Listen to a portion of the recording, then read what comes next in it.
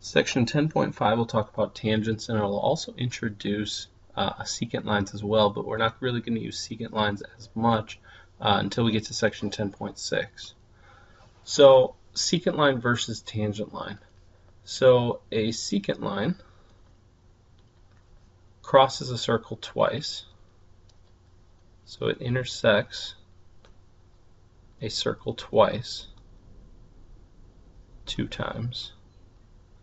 And an example of that is this line going right here, because it crosses the circle twice. We already worked with chords. A chord is just from point T to point V, but the line all the way through is a secant line. And then a tangent line is a line that intersects a circle once. And since there's only 2 lines on here, I'm guessing you can guess which one it is. It's got to be XY. It gets really close to the circle, just grazes it at point T, and then goes away from the circle. So it's a line XY. And we're going to spend a lot of time talking about properties of tangent lines in the rest of this lesson. The tangent radius theorem is if a radius is drawn to the point of contact of a tangent line, so like what's shown right here, we have RS as a tangent line and RP as a radius, that the tangent and the radius are actually perpendicular. So, and the reason that is if you extend this line, that angle which is on the circle cuts off half the circle because that's the diameter. So 180 degrees divided by 2 makes that 90. So if tangent line, then perpendicular to the radius. I should really give myself more room. If tangent line, then perpendicular to the radius. And two tangent theorem, we have 2 tangents here. It's really the same picture as the last one.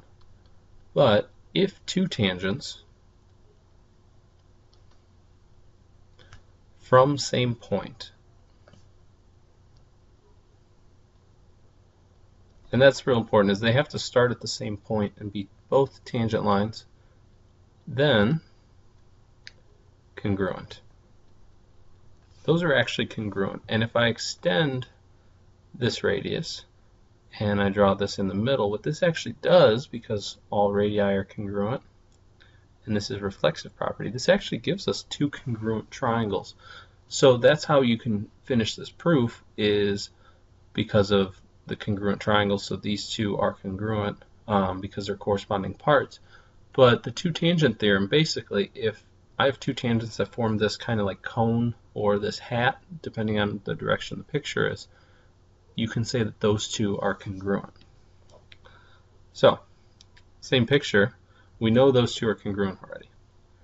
We want to find x, so I'm going to look at the top triangle. This triangle here, I know is a right triangle because it's a tangent connected to a radius. This side's 5. This side CD is not 8. 8 stops right here. Since that's 5 as well, making this entire side 13. So since it's a right triangle, this side's 5, this side is 12, and this side is 13. So since that's 12, x is also 12. Alright, same idea. 2 tangent theorem. They're congruent. I'm going to subtract 2x to this side. I'm going to subtract 2 to the other side. I get x is 3. Now, it says find AB. So let's go ahead and plug that back in right here. 4 times 3 is 12. And we're going to add 2 to get 14. So AB is 14. And if it asked for AC, it would be 14 as well. Now we have a circle that's inscribed in a quadrilateral, or a quadrilateral is circumscribed. You could say it both ways. But what we really have is we have 4 sets, 1, 2, 3, 4 sets of 2 tangent theorem. Since that's 3, that's 3. Since that's 1, that's 1. Since that's 6, that's 6. Since that's 2, that's 2. Now it asks for x. X is those two pieces together, the 2 and the 6. So x is 8. We're going to do another two-tangent theorem by using a triangle this time. So we have 1, 2, 3 points where we have two tangents. QT is 4, PT is 9, and QR is 17. I'll need to find the perimeter. So I know this side over here, 9 plus 4 are 13. So I know 13, 17, I'm missing this side. Since this is 9, this is going to be 9. Let me start switching colors. I don't know this one yet. I know that these two are the same. So whatever this is, SR is the same. But I don't have any information about UR yet. But I do have information about QU.